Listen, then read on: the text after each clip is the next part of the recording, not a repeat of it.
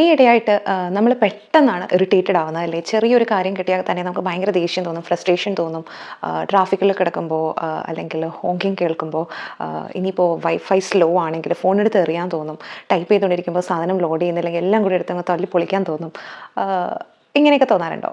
So നിങ്ങൾ മാത്രമല്ല കേട്ടോ, എല്ലാവർക്കും ഇന്ന് ഇറിറ്റേഷൻ ഇത്തിരി കൂടുതലാണ്. എന്തുകൊണ്ടായിരിക്കാം അത്? ആൻഡ് എങ്ങനെ അത് ഹാൻഡിൽ ചെയ്യാം? അതാണ് നമ്മളിന്ന് ഡിസ്കസ് ചെയ്യാൻ പോകുന്നത്.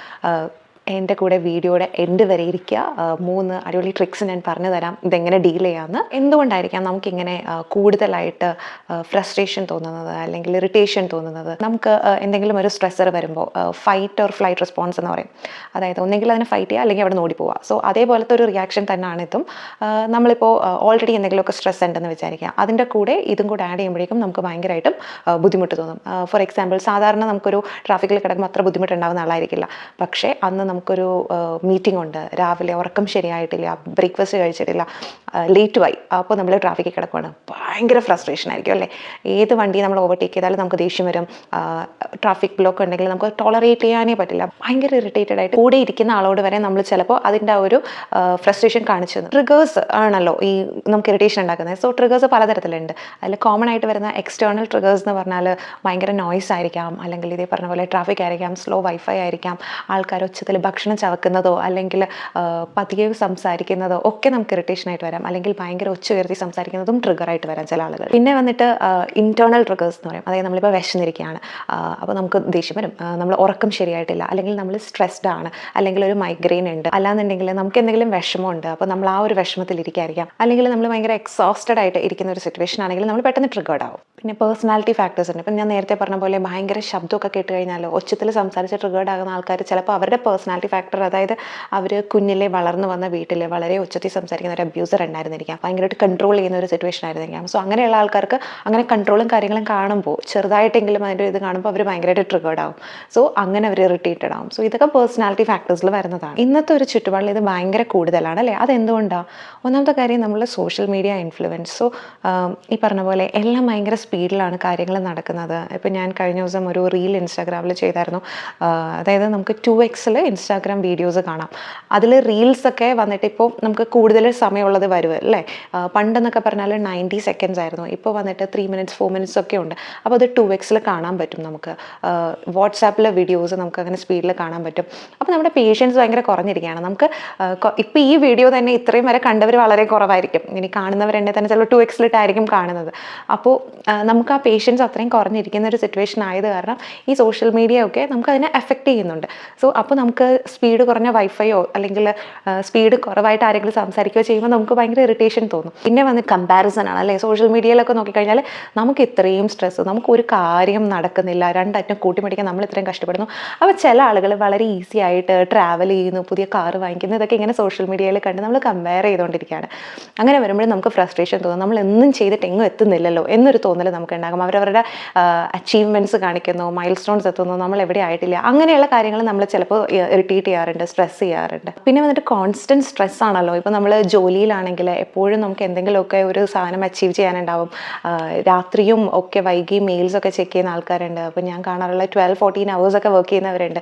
ഒരു ബൗണ്ടറി ഇല്ല. അപ്പോൾ വീട്ടിൽ വന്നാലും ജോലി തന്നെ, അവിടെ പോയാലും ജോലി തന്നെ, അല്ലെങ്കിൽ അതെങ്ങനെ ശരിയാക്കും എന്നുള്ള തോട്ടിൽ ഫുൾ ടൈം നിൽക്കുന്ന ആൾക്കാരുണ്ട്. പിന്നെ ഇത് കഴിഞ്ഞിട്ട് അവരുടെ ഫാമിലിയെ നോക്കേണ്ടി വരും.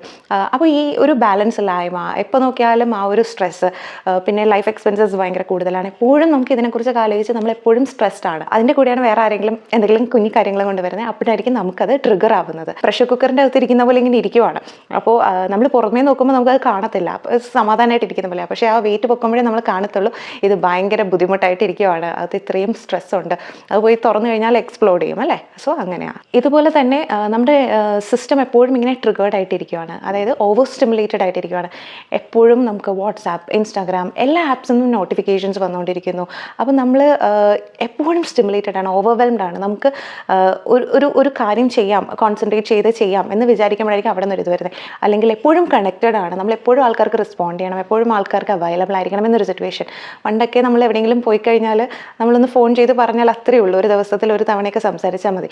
പക്ഷേ ഇതിപ്പോൾ എപ്പോഴും നമ്മളിങ്ങനെ ഓക്യുപ്പൈഡ് ആണ്, എപ്പോഴും നമ്മൾ സ്റ്റിമുലേറ്റഡ് ആണ്, മറ്റുള്ളവരുടെ കാര്യങ്ങൾ അറിഞ്ഞുകൊണ്ടിരിക്കുവാണ്. ന്യൂസും കാര്യങ്ങളൊന്നും കൃത്യമായ സമയമില്ല.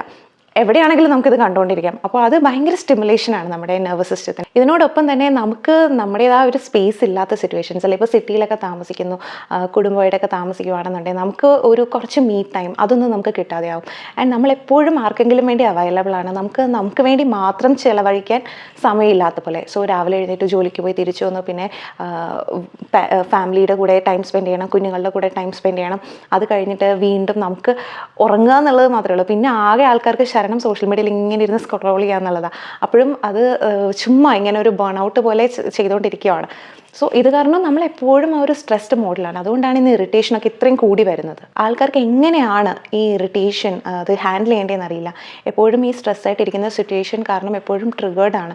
അപ്പോൾ ഇത് ഹാൻഡിൽ ചെയ്യാൻ പറ്റിയില്ലെങ്കിൽ എന്ത് പറ്റും? നമുക്കുള്ള ചെറിയൊരു ദേഷ്യം വലിയ ക്രൈംസിലോട്ടൊക്കെ പോകും. നമ്മളതിന്ന് കാണുന്നതാണ് അല്ലേ. ആൾക്കാർക്ക് അതെങ്ങനെ മെച്ചുവറായിട്ട് ഹാൻഡിൽ ചെയ്യേണ്ടതെന്ന് അറിയാത്തത് കൊണ്ട്. ഇപ്പോൾ ഒരു റോഡ് റേജൊക്കെ ചെന്നിട്ട് അവസാനിക്കുന്നത് കൊലപാതകത്തിലൊക്കെയാണ്, അല്ലെങ്കിൽ ചെറിയൊരു വാക്കുതർക്കൊക്കെയാണ് എസ്കലേറ്റ് ചെയ്ത് പോകുന്നത്. കാര്യം നമുക്കറിയില്ല ആ ഒരു ഫ്രസ്ട്രേഷൻ എങ്ങനെ ഹാൻഡിൽ ചെയ്യണം, എങ്ങനെ റെഗുലേറ്റ് ചെയ്യണം എന്ന്. ഇങ്ങനെയുള്ള സിറ്റുവേഷൻസിൽ നമ്മൾ എങ്ങനെയാണ് ഇമോഷണൽ റെഗുലേറ്റ് ചെയ്യേണ്ടത്, ഇങ്ങനെ ട്രിഗേർഡ് ആകുമ്പോൾ എങ്ങനെയാണ് ഹാൻഡിൽ ചെയ്യേണ്ടത്?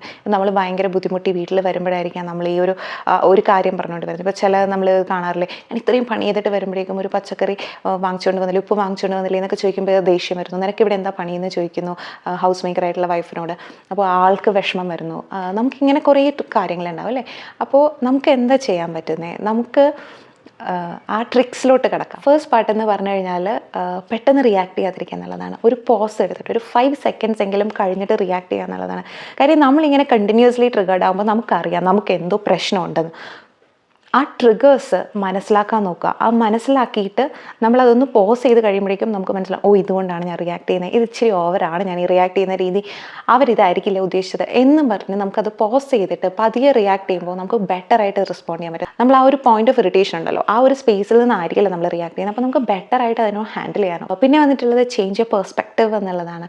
അതായത് മറ്റേ ആളുടെ പെർസ്പെക്റ്റീവിൽ നിന്ന് നോക്കുക. ആൾക്കിപ്പോൾ ഇത് വാങ്ങിച്ചുകൊണ്ട് വരാൻ പുറത്ത് പോകാനൊരു അവസരം ഉണ്ടായിരുന്നില്ലായിരിക്കാം, കുഞ്ഞിനെ നോക്കുന്നതായിരിക്കാം, അല്ലെങ്കിൽ വേറെ എന്തെങ്കിലും കാര്യങ്ങളായിരിക്കാം. അപ്പോൾ അതുകൊണ്ടായിരിക്കാം അത് പറയുന്നത്. അല്ലെങ്കിൽ ഹസ്ബൻഡിന് ആ ഒരു ബുദ്ധിമുട്ട് എന്താണെന്ന് മറ്റേ ആൾ മനസ്സിലാക്കാൻ നോക്കുക.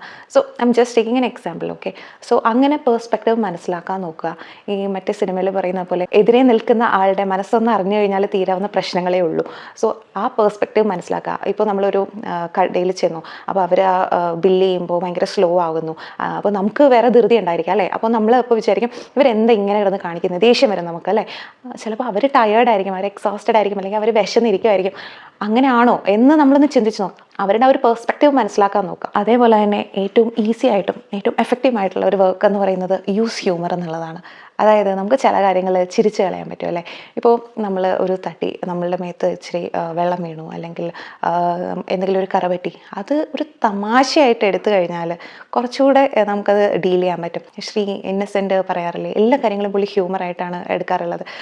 അപ്പോൾ എന്തെങ്കിലും ഒരു അസുഖം ഡയഗ്നോസ് ചെയ്ത കാര്യം പോലും അദ്ദേഹം ഭയങ്കര കോമഡി ആയിട്ടാണ് പറഞ്ഞുകൊണ്ടിരുന്നത്. സോ ഹ്യൂമറായിട്ട് എടുക്കുമ്പോഴേക്കും നമുക്ക് അതൊരു നല്ലൊരു ഡിഫൻസ് മെക്കാനിസമാണ്. അപ്പോൾ നമുക്ക് ലൈറ്റ് ആകും കുറച്ചുകൂടെ മൂഡ്.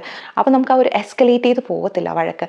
അങ്ങനെ ചെയ്ത് കഴിഞ്ഞാൽ നമ്മുടെ ആ ഒരു ഇറിറ്റേഷൻ നമുക്ക് കൺട്രോൾ ചെയ്യാൻ പറ്റും, നമ്മുടെ ആ ഒരു അഗ്രഷൻ കൺട്രോൾ ചെയ്യാൻ പറ്റും. പിന്നെ കുറച്ച് ബോണസ് ട്രിക്സ് ആയിട്ട് പറയുന്ന ഇമോഷണൽ റെഗുലേഷൻ പഠിക്കുക തന്നെ വേണം.